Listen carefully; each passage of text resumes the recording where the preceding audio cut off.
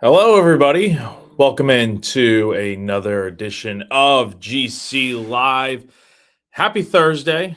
I am your host, Jack Veltri, and I am not joined by my usual co host, Ethan Carter, 2010 College World Series champion and former right hand pitcher for the Gamecocks. He's usually on here with me every week, and we were planning on that being the case again today, but I was in touch with Ethan a little earlier, and he is feeling pretty under the weather, so I'm going solo today, but nonetheless, we have plenty to dive into. It's going to be a busy show as we talk about what happened yesterday, for better or worse.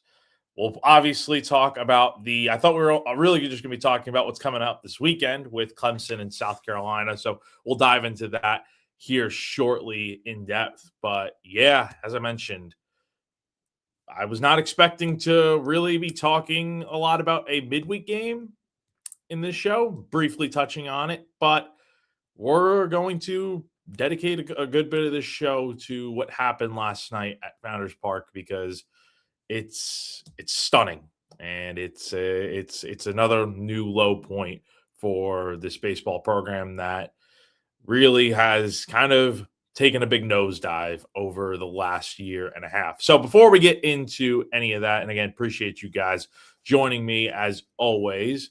I want to talk to you guys real quick about our main show sponsor, Clint Hammond of CMG Home Loans. If you're in the market to buy a home or need help with your mortgage, give our guy Clint a call. He has been in the mortgage industry for over 20 years now. So he's a guy with a lot of experience at this point, but he's also a lifelong Gamecock fan, and he's a longtime supporter of Gamecock Central and all of our GC Live programs.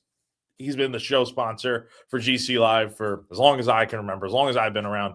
He's always been the presenting sponsor. So you know you're getting in touch with a great guy like Clint. So give him a call, 803-422-6797. The NMLS number for him is 71597. Or go to clintonhammond.com for more information. And yeah, feel free to comment away, guys. It is just me today on the show. No Ethan Carter, unfortunately. So if you have any questions, anything you guys want to talk about, because there is plenty to discuss with this Gamecock baseball program. 9 games into the season, and yes, you're not wrong there, Coleman. Paul Mainieri is on fire with all these firsts for our program, and it's not firsts in a good way. So last night at Founders Park, South Carolina suffered a 9-8 loss to Queens. And it was let's just call it what it is. It should not have happened. Should not have lost to Queens. Now let's provide some context. So number one, Queens is pretty much one of the more brand new Division One programs, right? A few years ago, they were at the Division Two level and have since, over the last few years, made the switch over to Division One. So they are in the ASUN conference, I think is what it is. And last year, Queens won 9 games. They went 9-44. Let me repeat that. 9-44. 9 wins, 44 losses. That's not good. You thought South Carolina had a bad year last year? Yeah, it's Queens is in a much worse position.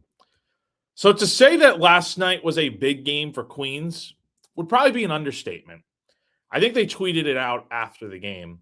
The biggest win in program history. They were 0-17 against Power 4 teams before last night. They're now 1-17. It's also the first time that Queens has ever beaten South Carolina. Do you want to know what Queens is? You know, they played 3 previous matches, South Carolina and Queens, over the last, I think, since 2022. Do you want to know what the score was in those games combined? South Carolina outscored Queens 32-5. So, look, midweek losses happen. I'm trying not to overreact because we're 9 games into the season.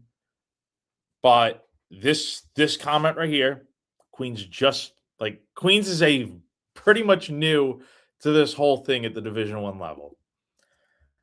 And so for South Carolina, even for all of their problems, to lose that game last night, it was 6-1 at one point as I'm looking at the box score here. It was 6-1 going into the bottom of the third inning. I mean, that's just not going to cut it. Losing that game is just not going to cut it. And again, there's teams around the country that have dropped midweek games. LSU and Arkansas, I believe UCLA lost. There was another top 10 team. 4 top 10 teams in college baseball lost midweek games on Tuesday. The difference between those programs and South Carolina right now, those programs are going to be fine. I'd be stunned if those teams have a bad year, right? LSU, Arkansas, UCLA is the best team in the country with arguably the number 1 overall pick in this upcoming year's and MLB draft. Like, those teams are going to be fine. South Carolina, on the other hand, look, try not to make a ton out of midweek losses, but considering where this program is at right now, and thank you, Georgia lost to Troy. That was yesterday. There was another team that lost a midweek game, top 10 on Tuesday. So I don't have that pulled up in front of me, but there's a fourth one somewhere in there. Anyway, so like midweek losses happen. But for South Carolina, it's different because you've already lost 2 games to mid-major opponents this year. You lost to Northern Kentucky on that Sunday of opening weekend, and then you lost the Army game to kick off the Salute the Troops weekend at Founders Park. I just don't know what to say. It's a bad loss. Your pitching was really, really good, or really bad, I should say, in that game. Excuse me for that. I don't know. It's not good. It's not good when you have 3 losses to mid-major opponents and it's not even March yet. Keep in mind, for all of South Carolina's problems last season, the one thing they were better at than pretty much any program in the country was winning the games that you're supposed to. They always beat mid-major teams. They were undefeated against mid-major teams. They were 13-1 in midweek games. The only loss they had was to North Carolina, who's a really good program out of the ACC.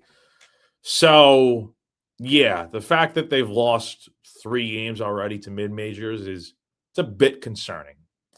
And you're 6-3 through the first 9 games of the year. We'll do a little bit more of a deep dive on like the season so far, my thoughts on that.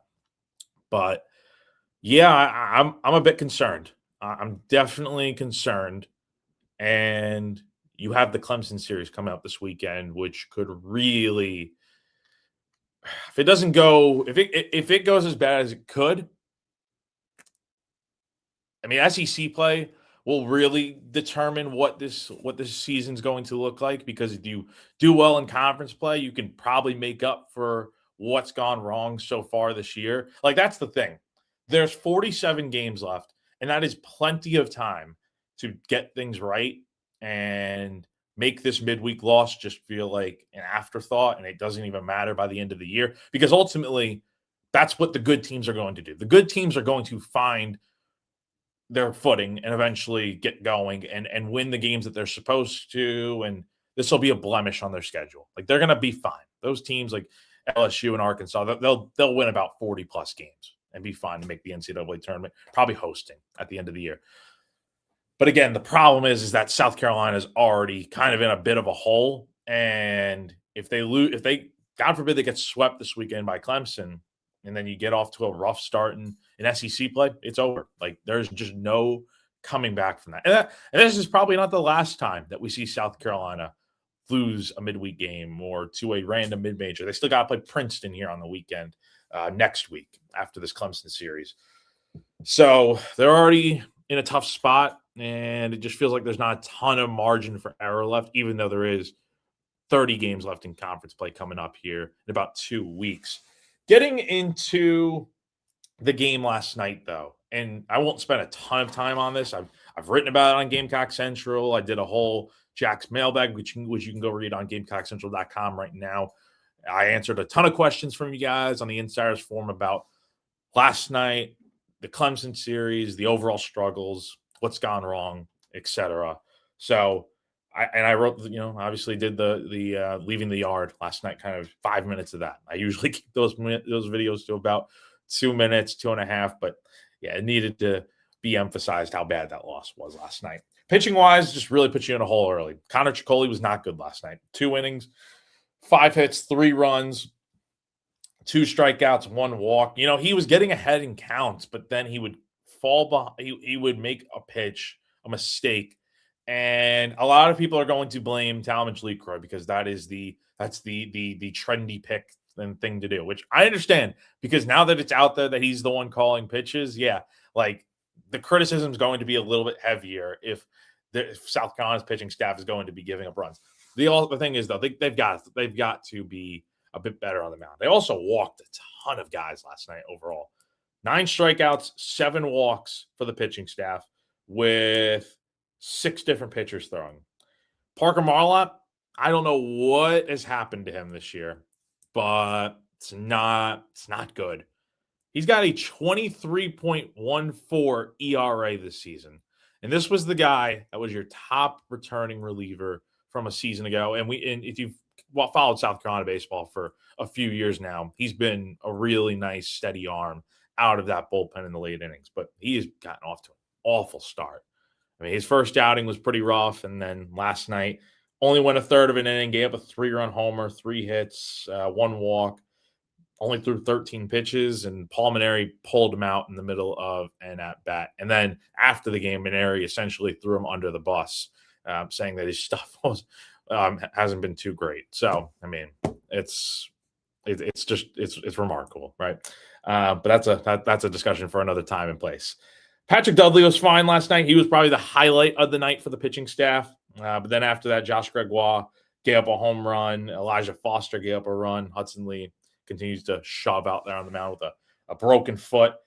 And then offensively, because you were in a 6-1 hole so early, it was going to be tough to come back. But it's like, in my head, and I think a lot of other people probably watching that game last night, when it was 6-1 so early, it's like, oh, okay. South Carolina fell behind early. They have plenty of time. They're going to get into this bullpen eventually. They're going to tack on some runs slowly but surely, and they'll win this game.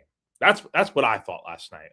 But Adrian Quezada, starting pitcher for Queens, who came into the night with a 10.80 ERA, dropped his ERA by about 3 points after pitching 6 innings of 3-run ball. 4 strikeouts, 2 walks, really did a nice job throwing 101 pitches against this Gamecock offense that really just could not get anything going consistently. They did eventually dive into the bullpen in the 7th inning. Aaron Jameson hit a solo home run, and then the Gamecocks were down by, I believe it was 5 runs heading into the bottom of the 9th. And, of course, started putting together a bit of a rally as they scored 2 runs, and then Tyler Bach hit a 2-run homer to make it a 1-run game. And then you have Will Craddock up with 2 outs, and I'm like, this is the spot. This is where they're finally going to break through, tie the game. They'll get this thing to extras, and then they're going to win it. And then on a 1-2 pitch, 30th pitch of the inning, he strikes out swinging, and that's the end of the ball game. So that's all I'm going to say about that game. It was a really rough loss for South Carolina. And it came on a night where, again, you scored 8 runs on 14 hits. The middle of your order was really good. Jameson, Lecroy, Scobie, Lazama all had 2 hits. Bo Hollins and Bo Hollins had 2 hits as well, and 3 RBIs, mind you. And Tyler Bach had a 3-for-5 night after an 0-for weekend at the plate. Really struggled against the service academies. So, yeah, I mean, look, the offense, it was too little too late when the offense finally got it going. I will say that. They really did not perform super well for about the majority of that game until the 9th inning. But when you look at the final stat line, 8 runs on 14 hits should win you the game. But it wasn't just the pitching staff that I think lost in this game. Defensively, they have just not been good. Made 3 errors last night. And when you're doing that, combined with leaving 11 runners on base and going 2 for 11, hitting 182 with 2 outs. I mean, guys, they did enough in most cases. I mean, they hit 359 last night, 5 for 17 with runners in scoring position. They hit 400 with runners on third and less than 2 outs. I mean, they you look at those numbers, it's like, how did they lose this game? But again, it comes down to the pitching, and defense matters. And when you make 3 errors in a game, you're not helping yourself, and it's got to be better. It has to be better. So the question in the headline is this the worst loss of the Mainieri era? I thought about it a lot last night, and if you listen to radio, you know my answer already. I think this is the second worst loss for Mainieri. It's definitely the worst loss, I think, this season. I think my top 5 worst losses for Mainieri at South Carolina. Trust me, I've seen a lot of them. There are a ton. I think in no particular order until I get to the top 2. You've got the Tennessee game from last year where the Gamecocks blew a late lead. I think if I'm remembering correctly, Tennessee hit a pair of home runs in the 8th and 9th inning to win that game in a potential chance to even a series up. The Auburn game where you got gobsmacked in game 1. I think you gave up like 22 runs or something. That was bad. You had the 17-0 game out at Texas A&M. That was really bad as well. Any of those Texas A&M games were really bad. And then the Army game from last weekend was also right up there. I mean, that would probably be number 3 for me. And then number 2 would be Queens last night. And number 1, you can't convince me otherwise. I think it helps the fact that I was there when it happened, when South Carolina lost 15-12 to Texas A&M last year in the series finale out in College Station. You can't have a 10-run lead in the 5th inning and lose that game. Inexcusable. I don't think I've ever seen a team blow a 10-run lead in baseball over the final 4 innings. But South Carolina managed to do that last year, giving up 2 grand slams in the bottom of the 9th. So there you go. There's that. But yeah, I would say this is probably the second worst loss of the Mainieri era. It's rough. And the fact that I could probably think of 10 different games from last season and this year that you could say are the worst losses, that's a bad sign. As much as there's criticism for the job that Mark Kingston did, and granted, I only really covered Kingston's teams full-time, only 1 season in 24, but I've covered South Carolina since 2020. So I'd seen some bad games, but guys, maybe it's more so recency bias, but like there are a ton of bad games that Mainieri's had at South Carolina. And this is the latest one. And it's a real new low because you haven't lost this type of game. You haven't lost a game to a midweek opponent that's a mid-major, not like this. And so it's not good. It's not good. You have 3 mid-major losses under your belt, and it's still February. So, and it also comes at the worst time because you get Clemson this weekend. And in my head, I think a lot of people probably felt this way, that South Carolina overlooked the Queens game. And so that was the first question I asked Mainieri last night. I said, with what's ahead this weekend, you guys are probably looking forward to that Clemson series. But was there any point where you felt like, as a team, maybe you guys just overlooked this game a little bit? And I'll just read off the direct quote here. He said, quote, "I certainly didn't. I can't speak for all the players, but I've been around long enough to know. All you had to do was look at the scores yesterday from the SEC. LSU lost to McNeese. Arkansas got hammered by Arkansas State. I think there were some others. As soon as you don't respect an opponent, they'll beat you in this game. But I'm not saying we didn't have respect for Queens. I certainly did.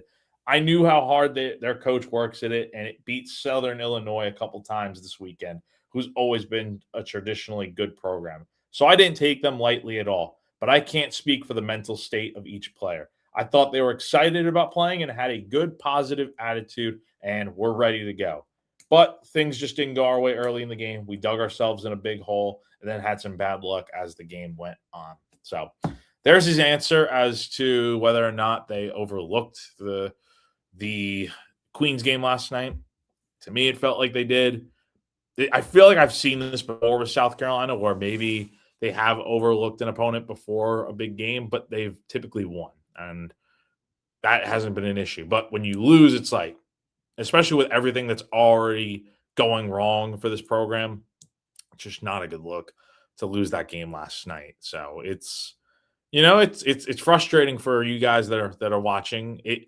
It's not ideal. It's certainly not to see a program that what 15 years ago was at the top of college baseball and winning back-to-back national championships. So in a time has not served South Carolina well, and it's not been good. This Paul Mainieri hire is just definitely has not worked out, and I don't know if it's going to work out, but we will see. There's a lot of time left in this year, but I mean, if this is another bad weekend coming up, I don't know. I don't know exactly what the plan's going to be moving forward. I'm reading some of y'all's comments here. We'll get into some of these comments here, and then we'll really dive more into the Clemson series. Adam asks, "Do I think it's going to be a sellout tomorrow? Will there be more Clemson fans or Carolina?" I thought about this a little bit this morning after I got off of radio. I don't know, because the crowd last night at Founders, and I don't blame the fans at all for not showing up. I just thought it was fascinating that what does Founders hold? About 8,200 people, and there's probably like 6,500 seat backs in that stadium. I would say there were probably like 200 people at that game last night. And I saw that I think it was like 11.7 or something. One of those college baseball Twitter accounts posted that the top attendances in college baseball in Founders Park was like number 6. I have not seen that be the case. I get that it's reported like how many tickets were sold, but the turnout has definitely not been like that. I don't think South Carolina's had a sellout this year. So I don't know if tomorrow will be. I don't think tomorrow's going to be a sellout. I don't think tomorrow will be a sellout. You'll get a good crowd because it's South Carolina-Clemson, and because it's Clemson, Clemson's going to show up, and I think there will be a lot of orange in the stands. I don't want to say that Clemson is going to outdraw South Carolina. I don't think that's the case. I think there's still enough people that it's a Friday night. It's the first night game of the year at home on a Friday, so I think there's going to be a decent crowd there. I'll be stunned if it's more Clemson fans. But if it is more Clemson fans, then I think that really just shows that this apathy that this program and these fans have felt it is carried into this year. And I don't know. It's just not. It would not be ideal to see a Clemson crowd take over that place. That would really scream to me that, like, okay, the fans really are done with this, and I know you guys are. I know I read your comments on here, on Gamecock Central, on Twitter. I see what you guys are saying, and it's definitely not ideal, I'm sure, for you guys to have to sit through men's basketball and baseball and a bad football season. It's a tough time for South Carolina men's athletics. It really is. It is, as Ray Tanner put it, it is cyclical. So it's definitely, I'm sure that's going to be the new buzzword around here, but that is certainly not ideal. Coleman asks, was Paul Mainieri a Donati hire, or did Ray Tanner hire before he left? This was a Ray Tanner hire in June of 2024. So this was about Ray resigned or retired in September of 2024, and then Donati took over in January 2025. So Paul was a hire made by Ray Tanner, so which is why Gamecock fans are pretty upset with the former Carolina AD and two-time College World Series winning champion head coach. So let's talk a little bit about this Clemson series, and we get more questions coming in here because this is a pretty big weekend for South Carolina, even before last night. And I think there's a large sentiment from the fan base that is Paul Mainieri coaching for his job this weekend. And I mentioned it a little bit on radio. To me, I feel like he kind of is. Like, SEC play is going to really determine how things are going after this season ends and what kind of decision will be made. But yeah, the Clemson series, especially if Carolina gets swept and and they don't even look competitive, I don't know. I think back to last year when Mississippi State fired Chris Lemonis, and I believe that was in April. It was actually when I was in Starkville, it was the series finale of that Carolina-Mississippi State series, and Mississippi State had just taken 2 of 3 from South Carolina, ironically enough. And then after that Sunday game, that's when Mississippi State decided to fire Chris Lemonis, and then Justin Parker, former pitching coach here at South Carolina, takes over as the interim, and the Bulldogs end up turning their season around and making it to a regional out, and I believe it was in Tallahassee. So they made the NCAA tournament, and now they've got Brian O'Connor in there, and Parker's back, and they've got a loaded team, top 5 in the country, that'll be coming in here later on this season. So I bring that up because it's like, I think if I don't think you're gonna fire anybody mid-season. I just don't see that happening. But what I am saying is that if this weekend really does go as bad as it could, I don't know. I mean, just tough decisions have to be made sometimes. And I think we've seen the sample size already with how last year went. Some of the same issues have carried over into this season just on the field. And if you would be 6-6 through 12 games if you got swept this weekend by Clemson. Don't want to say, I'm not calling anyone's job after 12 games to be canned, but guys, we saw last year went, and this year has not gotten any better.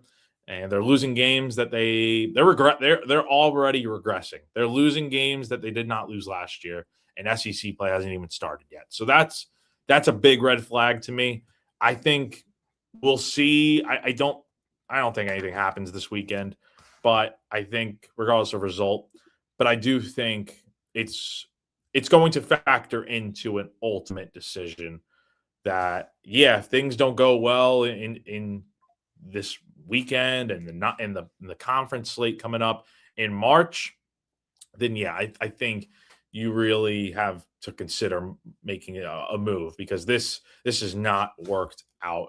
And Adam asks, how much is the buyout for Paul Mainieri? It was $5.2 million. After last season, it's about $1 million shorter. So it's about $4-ish million, but you also have to factor in, you'd be looking at staff changes, and it would be a little bit, probably, I don't know exactly how much it would be, but it would probably be closer to like $5.5-6 million. If I had to guess, I don't know. I can't remember exactly the numbers on the assistants, although Monty Lee is like the highest paid assistant coach in college baseball. So yeah, this weekend is huge. I understand the sentiment from you guys commenting that like he is coaching for his job this weekend. I think let me put it this way. I think he's probably coaching for, like, not necessarily like his job, because like I think that's like, I don't think he's getting fired. I'd be very shocked if Paul is cut loose after this weekend if things went as bad as they could. I think that is just, I'd be stunned if that happens. And if it does, okay, well, I was wrong. But what I will say is, I think you're more so coaching to keep any interest in this program alive, because a lot of, I mean, I've seen the comments again. Like I said, there are a lot of fans that are mentally checked out, and anyone that is still holding out hope is kind of waiting to see what this weekend will bring. And I don't think last night's game helped by any means, but if South Carolina wins the series this weekend against Clemson, then maybe some people will change their tune on things. Not everybody will, but I think you'll get some people like, oh, okay, they took a series against a top 15 team in the country. Let's see what they can do in conference play. Maybe that midweek loss to Queens was just a one-off, even though they've lost 3 games to mid-major opponents.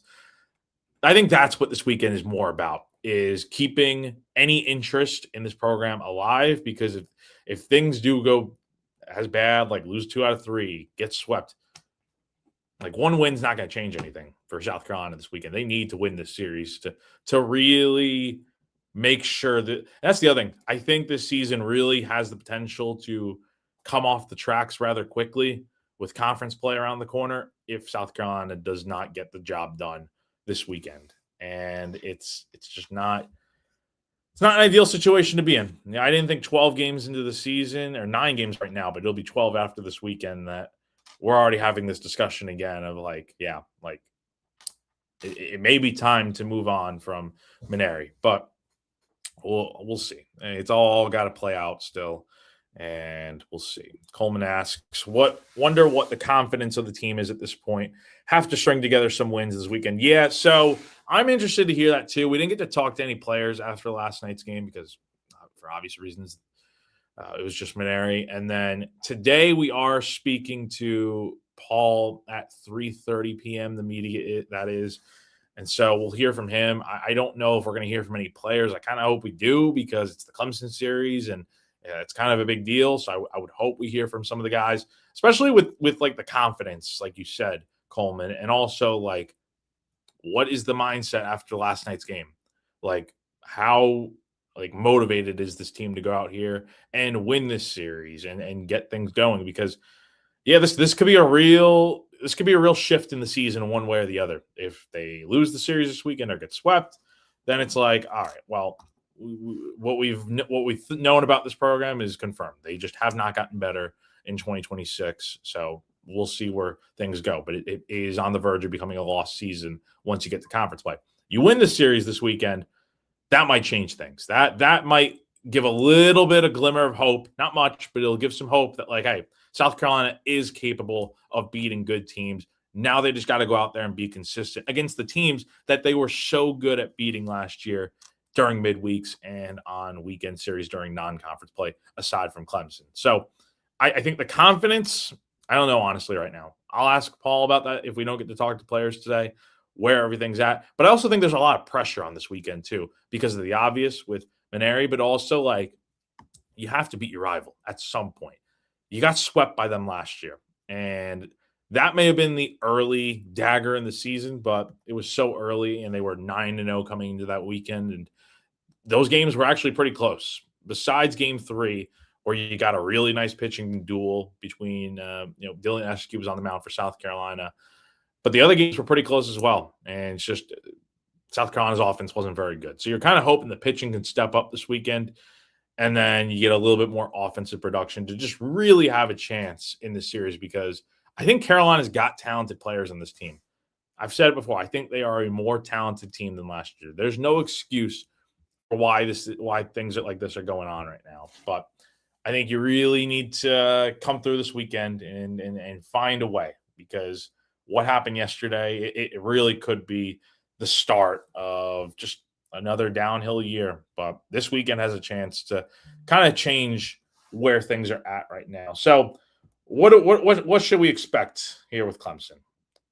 So they're off to a good start. They're 8-0. I haven't watched a ton of them this year, but I do recognize some of the players that they have on their team. They have Luke Gaffney. They have Jaron Purify, guys like that are pretty good. Jarrell is another guy. I mean, they got some good hitters on this team.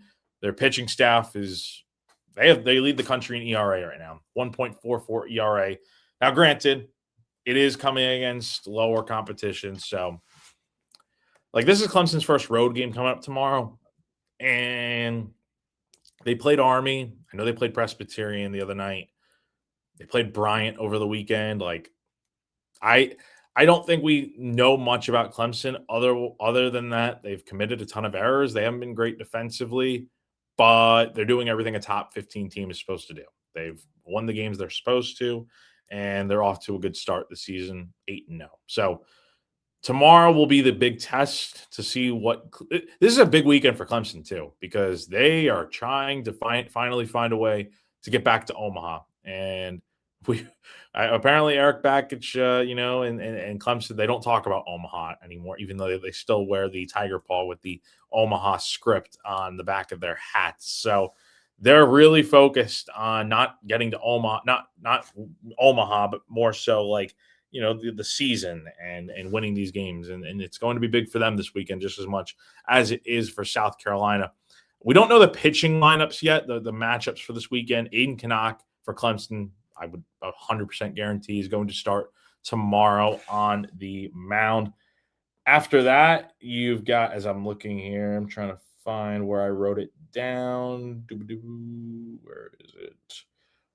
I am struggling to find it, but I do have it written down somewhere where they do have somebody.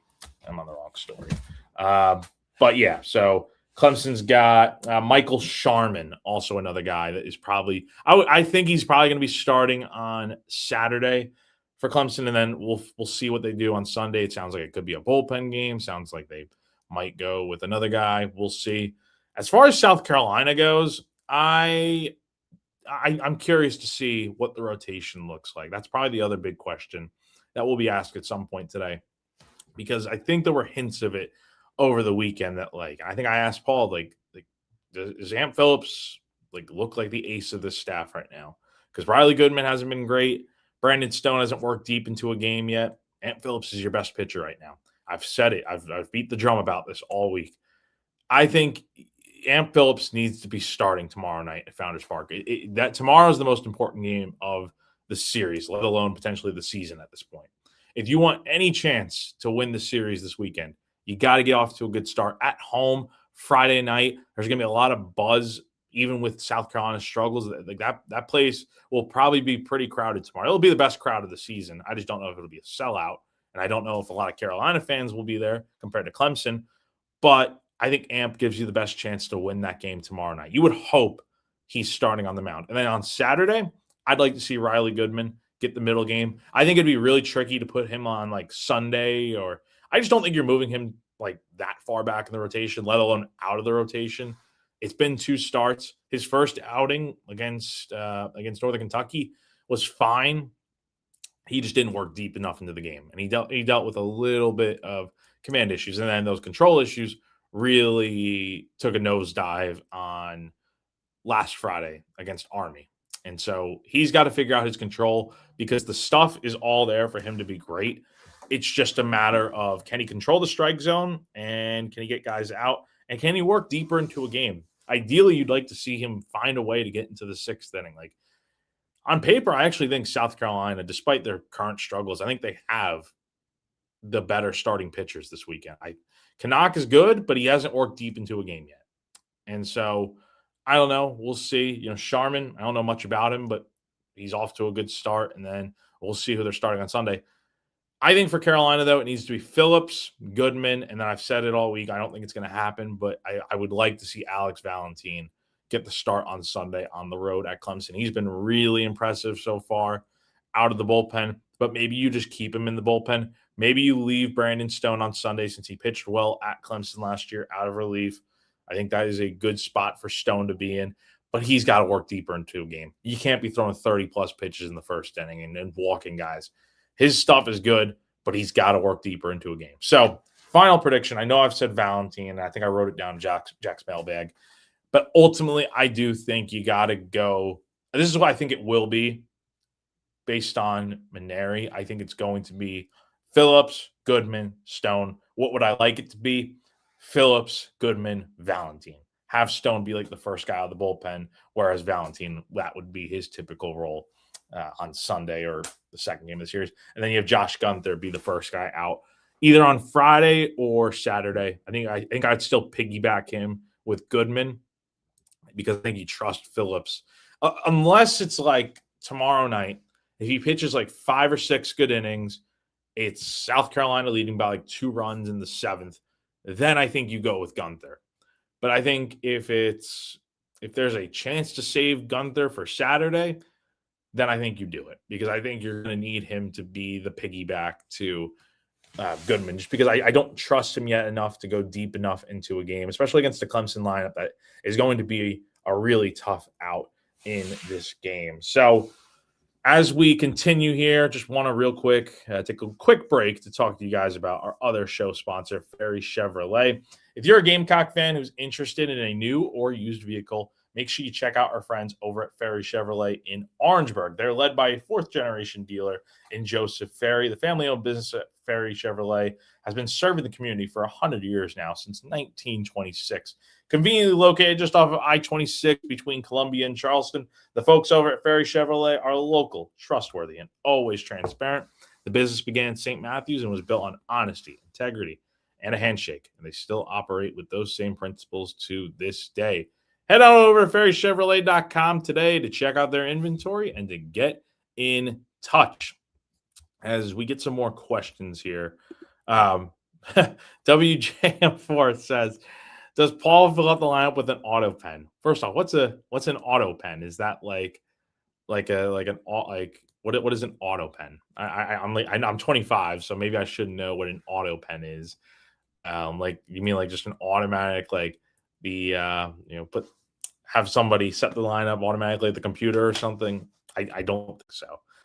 Paul has changed his lineup quite a lot, and Adam kind of follows up. What changes in the lineup would I make? So here's my ideal starting 9 for tomorrow, and I'm not going to put the lineup, but I'll tell you like who's starting at each position. At least I think. I think you start Talmadge behind the plate, obviously. I think you have Bo at first. He's been hitting really well lately, and you got to find a way to keep him in the lineup. So he can only play first base or DH. You're putting him at first base. Will Craddock at second. KJ at short. I would put Logan Sutter at third. I have not been impressed with Dawson Harmon. I've expected far more out of him as a guy that came in with a lot of pop from JUCO and has not translated over to the SEC yet. And we're not even in the conference play. So not been good for him to start the year, but I think you still got to give him chances eventually. But for this weekend, you're running your best 9 out there, and Logan Sutter is certainly one of those best 9. He could play third base. In left field, I'm sticking with Ethan Lozama. I think he had a good night last night. Paul is very much a big fan of Aaron Jameson, who homered last night, had a really nice throw to the plate for a double play in the first inning. Wouldn't shock me if Jameson's in left field, but I would put Lozama in there because he's your better bat when he's at his best. Center field, Tyler Bach, obviously, and then in right field, it's going to be Patrick Evans. So not a ton of surprises there. And at DH, you really could put Jameson if you want, maybe at DH, maybe put Lozama at DH. I'm going to put Reese Moore at DH because I think he needs to get more opportunities. I don't know why he hasn't played the last few days. He pinch hit last night, but we'll see. I think that should probably be the starting line. Specifically, Bo at first, Craddock at second, and Sutter at third. That's the best way to make sure you're getting all 3 of those guys in the lineup. I think that is going to be really critical to find a way to get those guys in there. So we'll see. All right. I think we've kind of hit a good point in the show to start wrapping it up a little bit. Let's go ahead and share some predictions. For me, I think I've teetered a lot. If last night was a win, I'd feel a little bit different, but I'm going to stick to my gut here. I'm going to say Clemson takes 2 out of 3. I know a lot of you guys are probably expecting Clemson to sweep after last night, but just hear me out. It really depends on whether or not who's starting tomorrow. I don't want to say it needs to be Phillips. That's the way I'd put it. It needs to be Ant Phillips on the mound tomorrow night. If you're starting him on Saturday, I don't feel great about your chances to win tomorrow because you got to take game 1. You have to take game 1. I can't stress the importance of that enough because you lose game 1, I don't think you win the series. I think you honestly might get swept if that's the case because then you got to find a way to win the next 2. Forget about it. That's a really tall order. For South Carolina, though, I mean, you win tomorrow, you just have to win 1 of the next 2. And I like your chances a lot better to get the job done in that case. But I saw what I saw last night. I've seen what I've seen through 9 games this season. There are a ton of problems with this team. Guys have been inconsistent at best. And I just think there's going to be a bit more downs the rest of the year. And that's not ideal because I've said it before the year. I thought this team was going to be a lot better and be improved. And you had a top 10 portal class. You had a good high school recruiting class. And it's led to, at this point, worse results than this time last year. You were undefeated going into that Clemson game. You've already got 3 losses under your belt at 6-3. So not an ideal start to the year. So I got the Gamecocks winning game 1. I think Ant Phillips is going to pitch a good game tomorrow, assuming he starts. I'd be a little surprised if that's not the case tomorrow. If he's not pitching tomorrow, what are you doing here? What is one good reason why Ant Phillips shouldn't start tomorrow? Can anyone tell me? Because I can't see any reason why he should not be starting tomorrow. He's clearly been South Carolina's best pitcher through 2 weekends. And it sounds hypocritical of me because I did say at one point during one of the early GC lives that me and Ethan did, I criticized hey, Paul did a lot of switching around last year early on in the year, and it didn't work out. And that became a real problem throughout the year, was the consistent switching of roles. But I think you got to start figuring out what your best rotation looks like and your order of that in your lineup. By SEC play, you want to figure that out solidified and just roll with it from there. But I think this is a good weekend to maybe mix things up a little bit, and you just need to take tomorrow's game. So I'm going to say Ant Phillips pitches tomorrow, and I think the Gamecocks find a way to get a resounding victory.